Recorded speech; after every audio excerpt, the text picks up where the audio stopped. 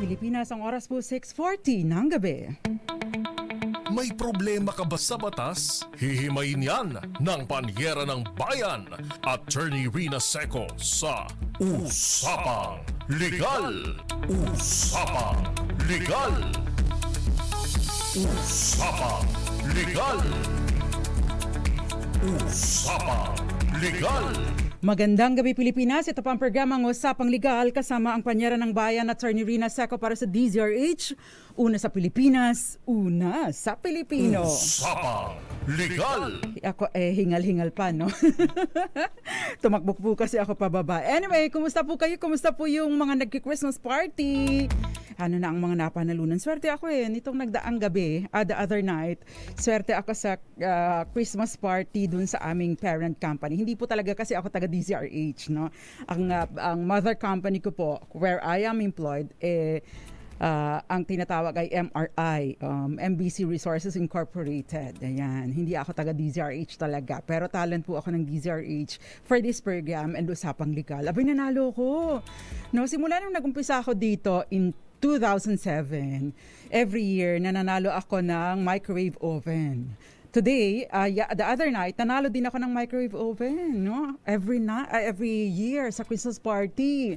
Pero nanalo ako ng TV the other night. Ayan, di ba? Swerte.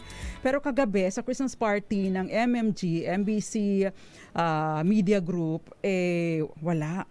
Libre pakain lang.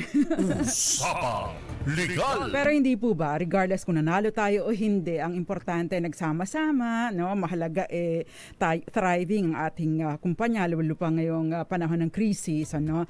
Ang mahalaga doon at saka healthy tayong lahat. Anyway, samahan niyo po ako hanggang 7:30 ng gabi. Maganda po ang ating talakayan. May kinalaman sa cash gift, no? Para sa ating mga senior citizens na qualify. Usapang Legal. Kayo ba ay may lolo't lola na buhay pa? O kayo ay may nanay at tatay na buhay pa, nasa 70, 80 pataas, no? Dahil ito pong Expanded Centenarian Act, no? Centenarians Act na nag-amyenda doon sa Centenarians Act of 2016, no? Ay meron pong magandang hatid na balita dahil effective January 1 of 2025, mag-uumpisa na po ang pagbibigay ng cash gift. Nag-uumpisa sa 10,000 pesos. Pero kapag ka po naka-100 taon na ang ating senior citizen, tumataginting na 100,000 piso. Usapang Legal. Meron akong kaibigan na sabi niya, kapag kasi papa, umabot ng 100 years, dodoblehin ko pa yung matatanggap niya. O, di ba? Ang saya, no? Kaya naman, yung mga lolo at lola, make sure po na healthy kayo, di ba? Usapang Legal. Ayan, so pag-uusapan po natin itong Republic Act 10868 na inamyandahan nitong Republic Act 11982 Expanded Centenarians Act of 2020.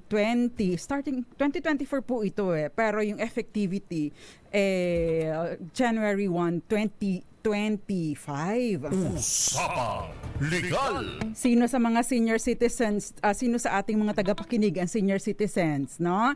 Kumusta po kayo at stay healthy, ha? Para ng mga benepisyo, mapakinabangan ninyo itong batas na ito. At syempre, no, kaakibat nitong batas na ito, kakambal, yung senior citizens discount, no, na effective na nagbibigay ng 20% discount, no, para po sa mga ibang mga produkto at serbisyo at 5% discount para sa yung mga pagkain na sa grocery items. But sa restaurant, syempre 20% discount. Usapang Legal. Oy, Jericho Ferrer, nasaan ka na? Ako ay ini-Indian itong si Jericho Ferrer. Nag-o-online pero nag-o-online pero nandito na daw siya. Sabi ko pumasok, no. nasa meeting lang ako kanina. Diretso ko na dito, no? Magandang gabi po sa inyong lahat.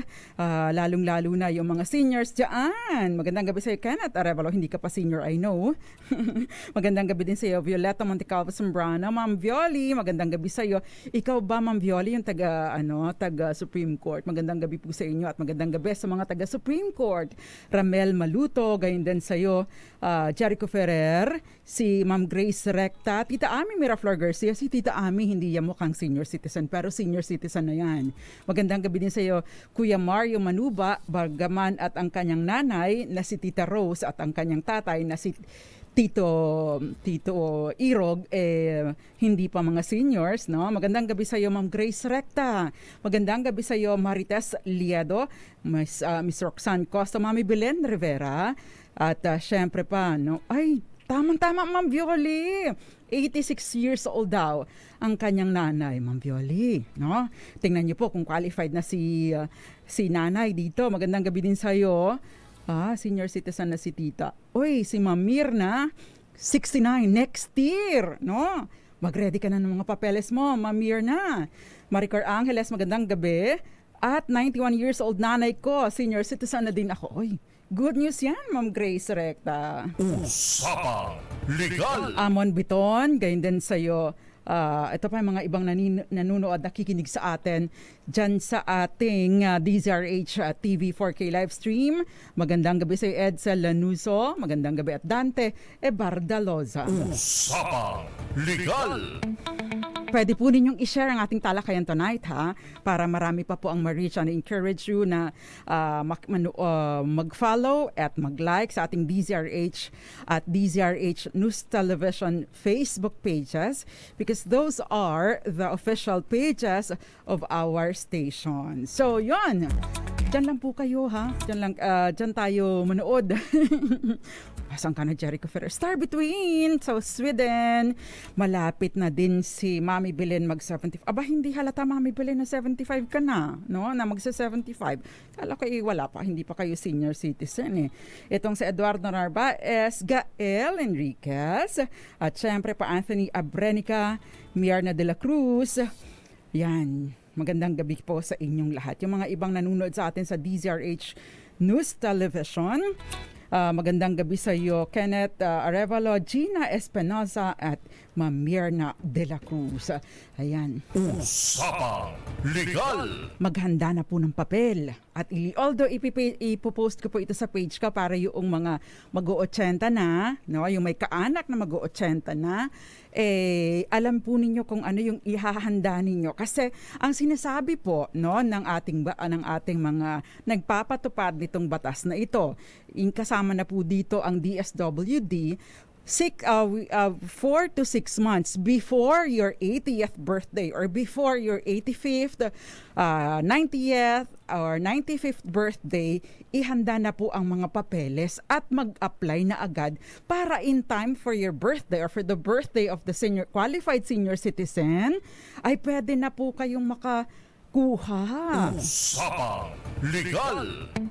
Ayan. So ito pong batas na ito, yung cash gift para sa mga kwalipikadong senior citizen, ang sinasabi po nito ay dati po ba, di ba? 100 years old dapat para makakuha ng 100,000 pesos. Bagaman at hindi 100,000 pesos ang makukuha ng mga below 100, entitled po kayo sa 10,000 pesos para sa nag-80, nag-85, nag-90 at nag-95.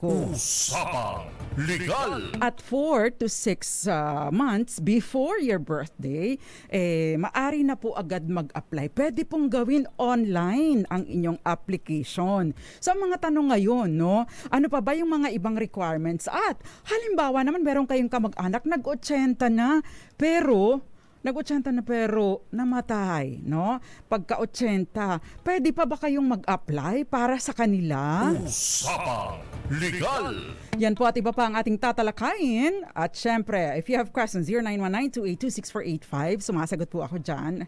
Dinidiscuss ko po on the air. Gayun din sa DZRH News Television at DZRH Dos Compañeras Facebook pages. Usapang Legal. Magbabalik pa po ang programang Usapang Legal kasama ang panyaran ng bayan, Attorney Rina Seco, dito lang po sa DZRH. Diyan lamang po kayo.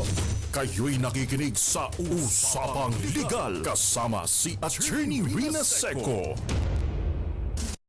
Kayo'y nakikinig sa Usapang Legal kasama si Attorney Rina Seco. Usapang Legal. Nagbabalik po ang Usapang Legal kasama ang panyaran ng bayan, Attorney Rina Seco. Merry Christmas po muna, Ninong. Yung mga nagbibigay sa atin ng regalo dito, nakakatawa naman, nakakatouch no, mga hindi ko po kilala. Pero naaalala tayo at sana no, minsan magkadaupang palad tayo no, para naman makapagpasalamat ako sa inyo ng personal. Usapang Legal. Maraming salamat po sa inyong mga pakimkim. Nakakatuwa. Anyway, tinatalakay po natin yung tungkol sa RA 982 o Expanded Centenarian Act, no? Kung saan entitled po or makatatanggap ng 10,000 pesos yung mga senior citizens na tumungtong ng 80, tumungtong ng 85. Ito yung mga milestone age, no? 85, 90 at 95. Kaya para sa mga nanay at tatay dyan o mga apo, no? Alagaan si lolo at lola, alagaan si nanay at tatay, no? Ang kanilang kalusugan para umabot nitong milestone age na ito, especially yung 100 years old. Kasi sabi po doon sa batas, tatanggap sila ng letter of felicitation and cash gift mula sa Pangulo. Yung letter of felicitation, ito po ay mula sa Pangulo ng Republika ng Pilipinas. O di ba, bongga? Usapang Legal. Hindi lahat ng pagkakataon ay nakatatanggap ng ganito, no? Or hindi lahat ng tao nakatatanggap ng letter of felicitation mula doon sa ating Pangulo. Kaya naman ibang level kapag ganito. Yung iba, di ba, nangungolekta. Yung mga collector's item ang tawag dito. At pagtagal-tagal, lalo na kapag nawala na sila, inaibebenta ito ng mahal, hindi po ba? Usapang Legal. Anyway, no, ang sinasabi po, basta tumungtong ng 80, no? Kapag na isa batas na ito, nung naging batas itong Centenarians Act, no? Maari na pong mag-apply. Ang sinasabi nga po nila, no, yung mga nakatungtong na ng ganito, bagaman at hindi pa January 1, 2025. Kasi ang sinasabi po, pwede nang mag-apply yung nag-80 noong March 17, 2024. So, ibig sabihin, medyo malaki-laki na po yung coverage nito. Usapang Legal. Madami-dami na po yung makakabenepisyo. In fact, ang dami pong nagre-register online. Ano? Pwede po ninyong tingnan yung OSCA, Office of the Senior Citizens Affairs. Pwede po kayong magpatulong doon kung kayo or may kaanak kayo na bagaman at hindi pa 80, kundi mag-i-80 na soon, no? 4 to 6 months prior to reaching the age of 80 or 85 or 80 or 90 or 95 or 100, applyan na po ninyo kaagad. Usapang Legal.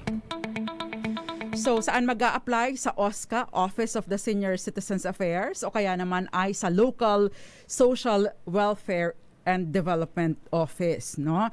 Sa local na tanggapan ng DSWD. Mayroon pong application form na pwedeng i-download sa ncs.gov.ph o kaya naman kung wala kayong kakayanan, wala tayong kakayanan na mag-download nito dahil medyo may kabigatan yung pagda-download, di po ba? Or wala tayong laptop, wala tayong computer sa bahay, or wala tayong printer, pumunta na lang po doon sa local social welfare office o kaya sa OSCA. Sila po may mga forms na doon, or kung wala man silang form, pwede po nilang i-download para sa inyo. Usapang Legal. Ano naman ang kailangang ihanda, no? Kailangan bang napakaraming IDs, no?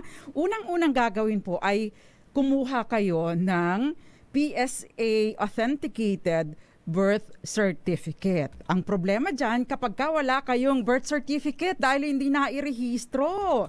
Kaya napakahalaga po yung registration sa PSA, Philippine Statistics Authority, dating tinatawag natin na NSO or National Statistics Office. Usapang Legal. So, original copy at saka isang photocopy ng inyong birth certificate. Mahalaga din po, no? Yung ID, iba pang ID, no? Yung national ID, kaya lang meron na ba kayong national ID, Pars? Meron ka ng national ID? Wala pa din. Meron na kayo. Ako wala pa eh. Ikaw meron? Wala pa din, no? So yung mga senior citizens, applyan nyo na po ng national ID. Or, kung wala po ito, pwede po tayong mag-present ng, say for example, yung passport o kaya driver's license or any document na merong naka-indicate ng edad ng ating senior citizen na benepisyaryo sa ilalim ng batas. Usapang Legal. Ngayon, kailangan din po na magpa-picture, isang 2x2 ID picture, tsaka isang full body na A4 size na picture. Ano? Ibig sabihin, magpapa full body shot po kayo, 'di ba? May pagkakataon na magpa-beauty kayo. Siguro para ma-ensure din na buhay talaga kayo, no? Baka kasi kayo yung kaanak ninyo ay wala na o kaya naman kasi may mga pagkakataon. Senior citizen na 70 years old pero mukhang 40 anyos naman.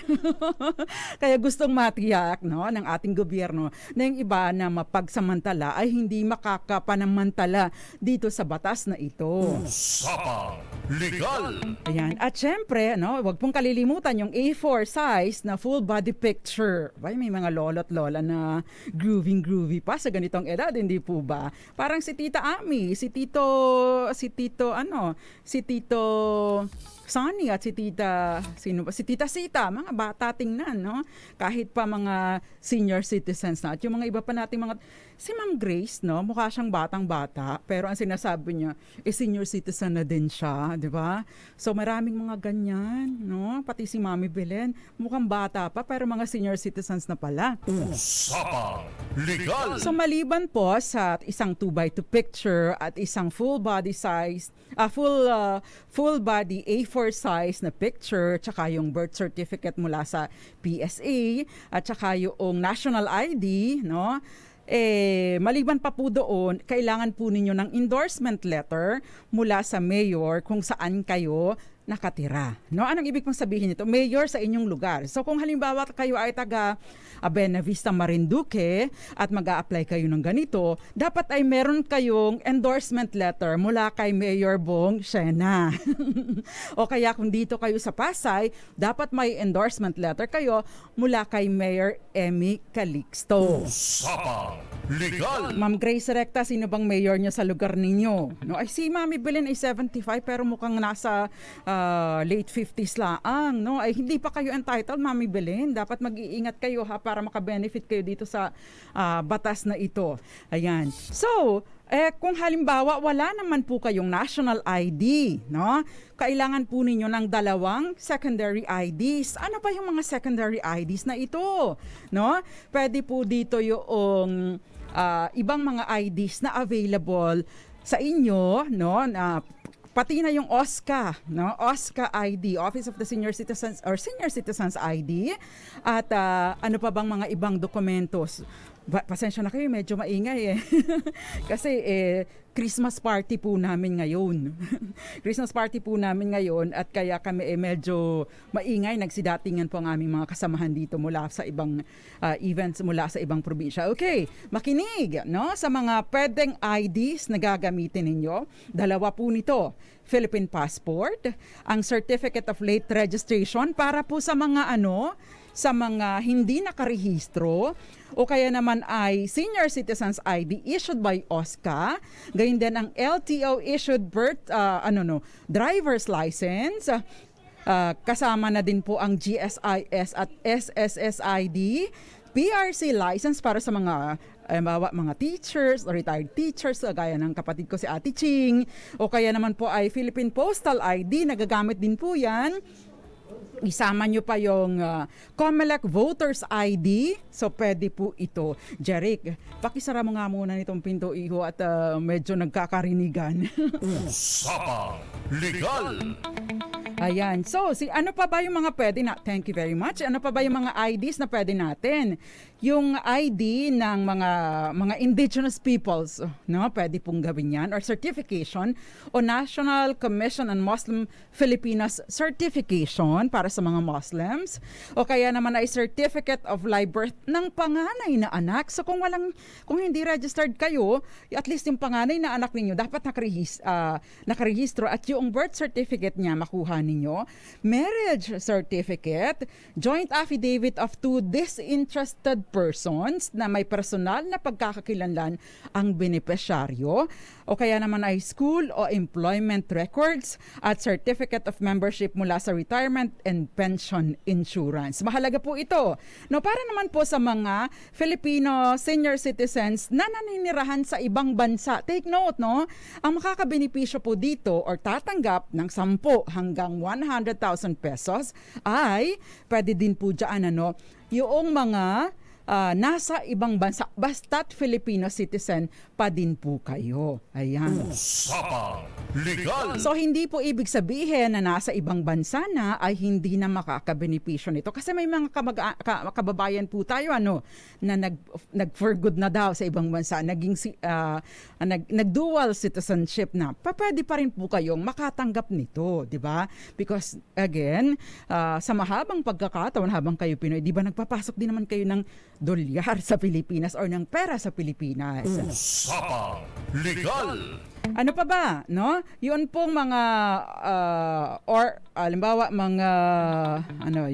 pati yung oath of allegiance, so mga naka-dual citizenship, overseas voting card or affidavit, foreign driver's license, maging ang medical or health card. Pwede pong magamit bilang proof of identification. Usapang Legal. So hindi lang po siya limited sa passport or ano pang mga yung voter's ID or national ID. Tinatanggap po any two noong mga IDs na na-mention ko na. So again, pwede po ninyong sinupi na yon yung mga dokumentong yon. At by the way, yun pong birth certificate or certificate of live birth ay pwede pong i-apply online, no? Ang sabi ng kapatid ko 3 to 5 days, no? Pag kayo ay nasa probinsya, 5 days ang inabot sa kapatid ko. So mabilis na lang, no? Mura lang din po ang binabayaran. Usapang Legal. At least doon hindi na po kayo pipila sa PSA o kaya sa local LCR, local civil registrar. Pwede na po kayong mag-apply or magpatulong po kayo sa apo ninyo, no? Or sa mga anak ninyo. Usapang Legal. Ngayon, paano naman kung halimbawa hindi rehistrado ang senior citizen? May mga pagkakataon kasi na panahon ng giyera, na wala na ng record, o kaya naman po hindi talaga nairehistro nag-asawa, nanganak, nagkaapo sa tuhod, walang rehistro. No? Kaya po napakahalaga ng mga previous discussions natin tungkol sa delayed registration or late registration. Ano ba ang pwedeng gawin nito? No? Para sa senior citizen or kung sino man, no? Pero for this purpose, yung senior citizen na mag-a-apply ng benepisyo sa ilalim ng batas na ito, maari po kayong mag-apply for late registration of birth, no?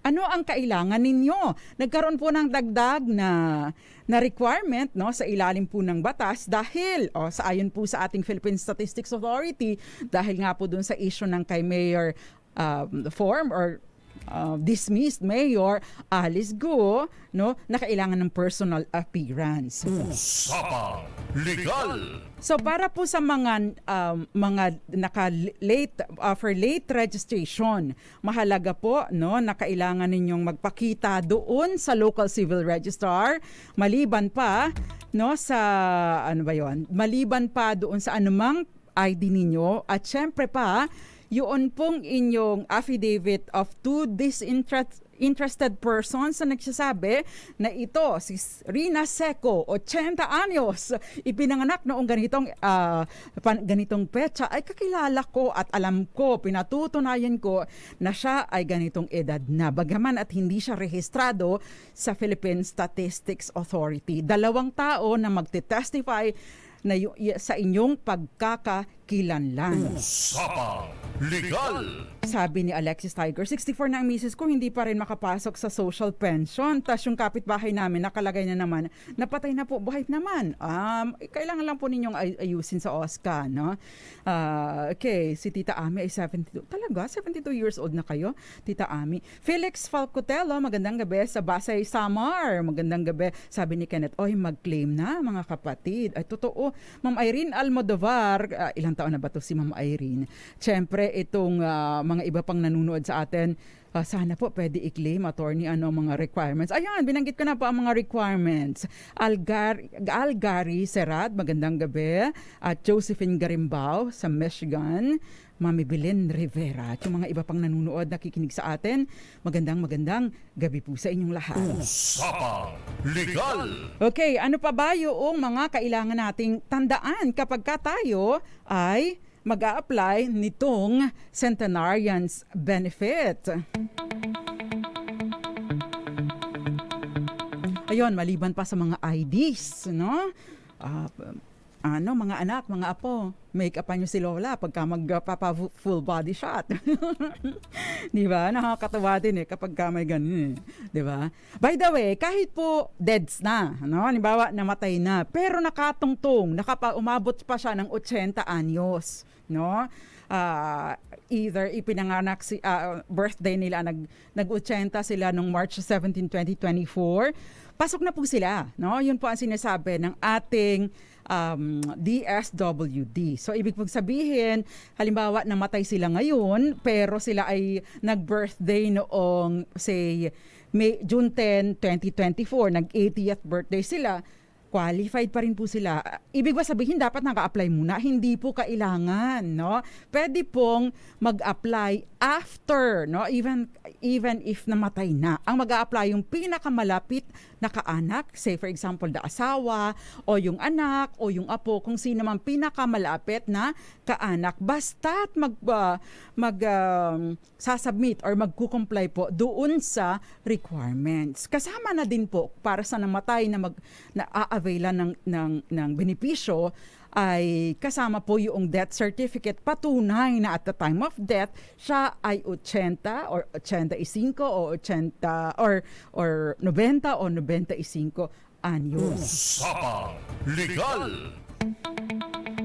By the way, yun po yung tinatawag na posthumous recognition. Ang sinasabi po, yung nearest surviving relative ng isang deceased centenarian ay tatanggap ng posthumous plaque of recognition. Kasama na din yung one-time cash gift na 100,000 pesos. O, di ba? Kaya pakaingatan ng ating mga seniors. Usapang Legal.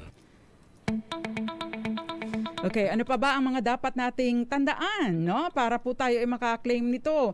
Yun, okay, so completed application form. Meron din yung unexpired, po yung unexpired Philippine passport. I don't know bakit unexpired. Kasi 'di ba, yung expired na Philippine passport still valid proof of identification po yan. Siguro kasi gusto nilang matiyak na buhay pa nga. Now, kung halimbawa po, no, ang senior citizen na mag-a-apply ay wala nang kakayanan na magbiyahe pa, no, maari pong gumawa ng authorization letter, no, para po doon sa kung sino man ang uutusan na mag-asikaso ng mga ito. Yung authorization ay sa pamamagitan po ng notarized special power of attorney. Usapang Legal. Kung bedridden na po ang centenarian o yung benepisyaryo ng batas na ito, pwede pong magsama ng medical certificate mula sa doktor stating ang kanyang ang kondisyon ng senior citizen. Ayan. Usapang Legal. Yun pong application form ay ifo-forward po doon sa ating DSWD. Pero para po sa mga OFWs o mga nakatira na sa ibang bansa, not necessarily OFW kasi may mga pagkakataon kinukuha ng mga anak, hindi po ba?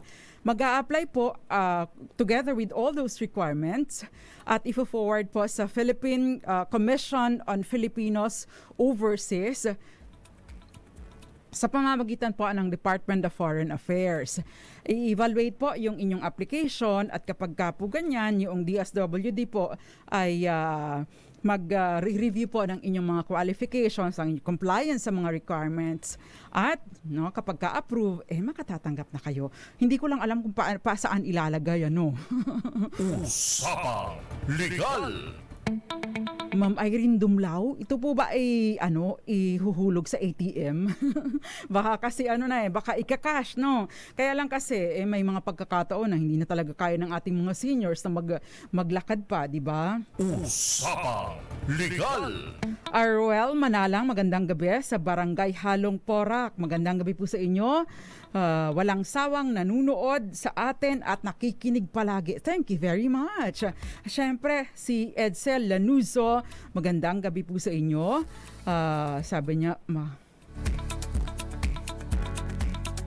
ibang usapin pala yung sinasabi niya. Usapang Legal. Yung mga iba pa po, pwede po kayo magpadala ng inyong mga mensahe at babasahin po natin. Si Iton Bulalayaw, ngayon nakapanood ka ulit. Mukhang busy tayo lately, Sir Iton. Magandang gabi din sa iyo, Vivian Mandigma Belen.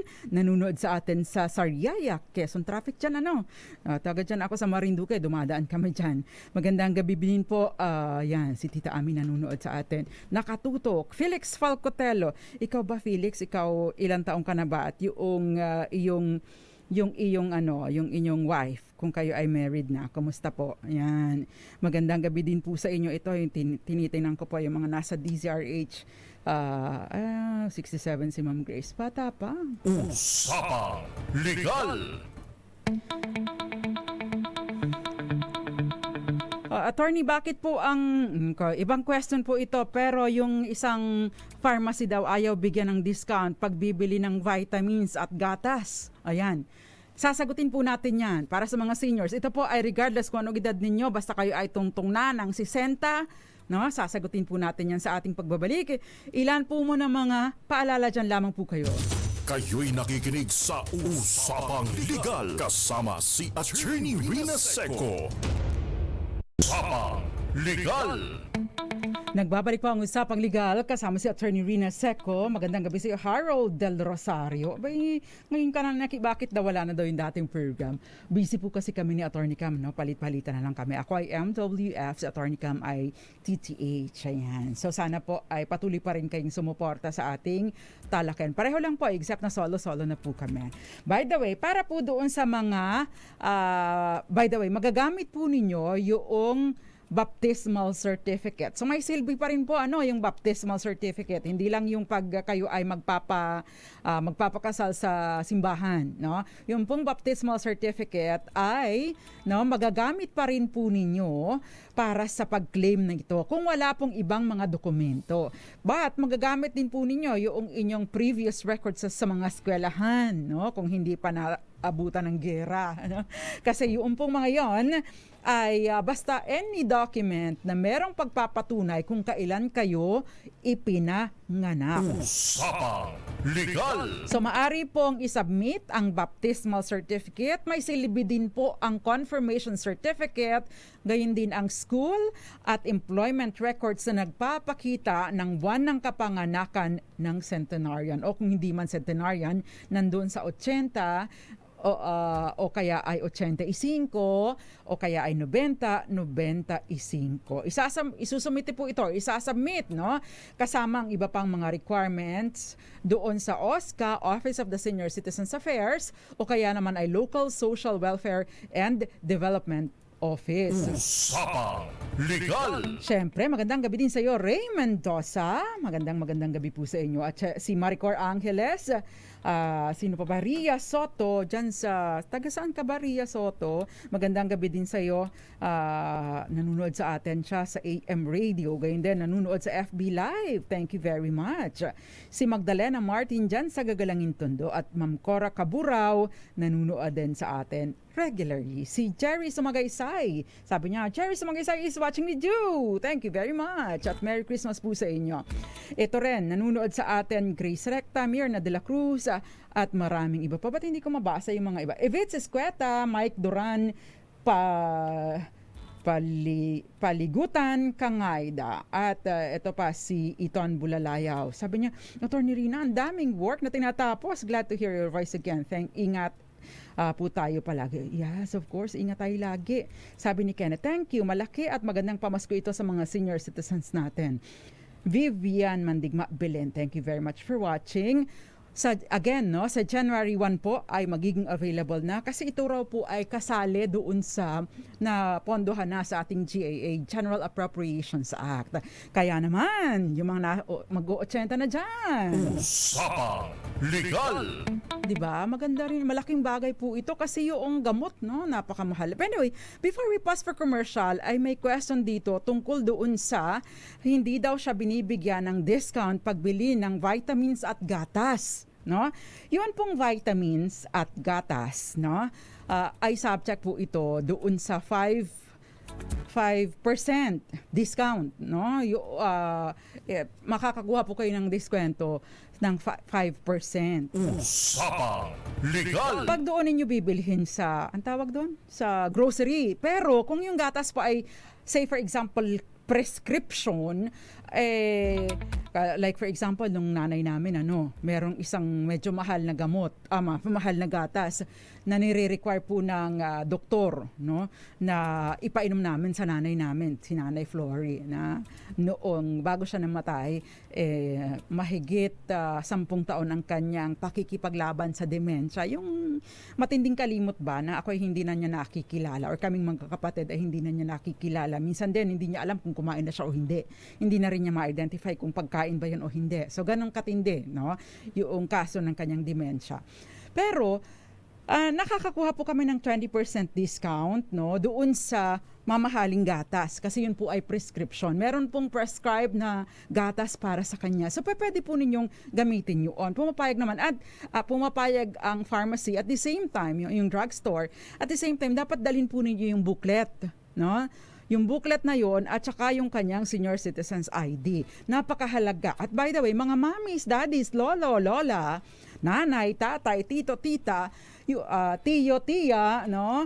Yun pong mga diskwento ay i-avail po ninyo, no? Pwede po ninyo, may nahawakan na akong kasong ganito pwede po ninyong kasuhan, no, kapag hindi nagbibigay ng tamang diskwento. Usapang Legal. Kapag ka po senior citizen, yung VAT, hindi na rin dapat ikinakarga sa inyo or exam na din po, no, sa buwis kapag kayo ay nag-a-avail, no, at using yung inyong senior citizens card. Usapang Legal. Pati po sa ospital no? Kasi meron akong kaibigan na confine yung tatay niya diyan sa isang malaking ospital diyan sa Makati, medyo mahal, no? Noong una ay malaki-laki po yung kanilang bill. Malaki rin ang nawala because yun pong discount ay na-enjoy nila. So nakakatulong po ito, no? Lalong-lalo na yung PhilHealth naman, magkano lang naman ang mababawas, di ba? Hinasasan pa. Hindi pa nabigyan ng subsidy, di po ba? Usapang Legal. Kaya yung discount, senior citizens discount, malaki po ang tulong para sa atin. I-avail po ninyo. Kapag kayo halimbawa na ospital, pati pagbili ng mga vitamins, you can use those, no? So, yun pong ID ay pakita nyo lang. By the way, kapag po kayo ay may kasama, senior citizen at saka non-senior or bata-bata pa, 2 items ang binili ninyo pagka kayo ay nag-order. So divided by 2, yung isa lang ang subject sa discount. Yung hindi naman senior ay hindi po subject sa discount. So ibig sabihin, ang mababawasan lang ay yung para sa kinain ng senior citizen. Usapang Legal. Pati po doon sa mga basic necessities and prime commodities, no? Available po ito sa online and offline purchases, no? Meron lang mga meron lang mga maximum weekly discount, no? Limitado lang din po. Pero sa mga utilities, no? For example, dito sa water, electricity, gayon din sa mga yung gas, no? Pag bibili po kayo ng gas, yung cooking gas, hindi po kasali yung mga senators, mga legislators, isama nyo na po yung gasolina, please, no? Usapang Legal. Ayan, 50% discount on utilities, senior citizens, sa electric, water, and telephone consumption. Baka 5% lang, hindi naman 50%. No? Merong nakalagay dito. Mukhang malabo yung 50%. Usapang Nakikinig kayo sa programa ninyo, Dennis Sordan. Thank you very much. At yung mga iba pa pang nanonood, nakikinig sa atin, nasaan na itong si Jericho Ferrer at dumating, nagbiyahe ng kalayo-layo na traffic, no? Hindi naman nagpakita dito. Sabi na nandito lang sa labas, 'di ba? Pumasok ka na dito para makabati man lang sa iyong mga magulang, sa iyong mga kaibigan, 'di ba? Usapang Legal. Okay, kami po ay magpa-party. Ay, kabaya, akit na? Akit din ako, sabay na tayo, no? Makikiparty po kami makikiparty ako. Salimpusa po ako sa party ng DZRH. Kaya maya-maya ay aakit na ako. Pero mamaya po ay antabayanan po ninyo ang susunod na programa. Para sa mga usaping may kinalaman naman sa kalusugan. Baka pwede din po ninyong itanong sa sinong host ng mamaya? Si Eleni. Yan, si Miss Eleni Bensal, no? Pwede po ninyong itanong yung tungkol sa senior citizens discount para sa mga vitamins, pati yung doon sa gatas o yung mga health products, no? Although, yun pong mga gamot talaga na prescribe ng doktor ay 20% discount. Usapang Legal. Attorney, ano po nga ulit yung coverage? Yung lang bang 80 sa January 1? Hindi. Sa National Commission for Senior Citizens ay sabi basta nag-turn 80 from March 17, 2024 or when the law took effect or takes effect or becomes effective ngayong December 31 or January 1, 2025, pwede na po kayo. So mag-apply na po kayo, no? I-ready na. 3 days lang mag-apply sa PSA. So yun po, mahalaga ma-i-prepare na natin. Usapang Legal. Yun pong Merry Christmas, Ninong. Yun pong inyong mga 2x2. Gastasan nyo na yung pagpapapicture ng 2x2. Kung hindi naman, mga high-tech na mga cellphone ngayon, pwede na magpa-picture ng 2x2. Siyempre, yung full body shot, no? From head to toe ang picture. At ipiprint sa isang A4 size na bond paper, no? Kasama po doon sa birth certificate, tapos hingi na kayo kay mayor ng certificate or referral o endorsement mula kay mayor na yung mayor na nakakasakop sa inyong lugar. So kung kayo ay taga Pasay, Mayor Emmy Calixto, kung kayo ay taga Paranaque, yung mayor ng Parañaque, o kung saan man po kayong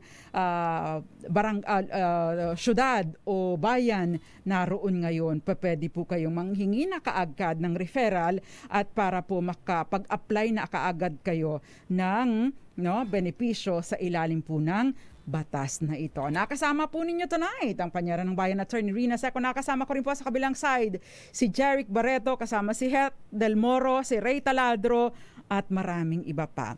Magsama-sama po ulit tayo on Monday. Sa Monday ay 23rd. Nandito pa rin po ako. Nandito rin po ako sa Pasko, kaya magsama-sama po ulit tayo. And feel free to share our live feed tonight para po mas marami pa ang ma-encourage na makapag-apply nitong benepisyong ito. Ako pang Panyaran ng Bayan Attorney Rina Seco para sa DZRH. Una sa Pilipinas, una sa Pilipino. Merry Christmas pa sa inyong lahat! Sumainyo ang mga dagdag kaalaman sa batas. Hatid ng Panyera ng Bayan. Attorney Rina Seco sa Usapang Legal. Usapang Legal.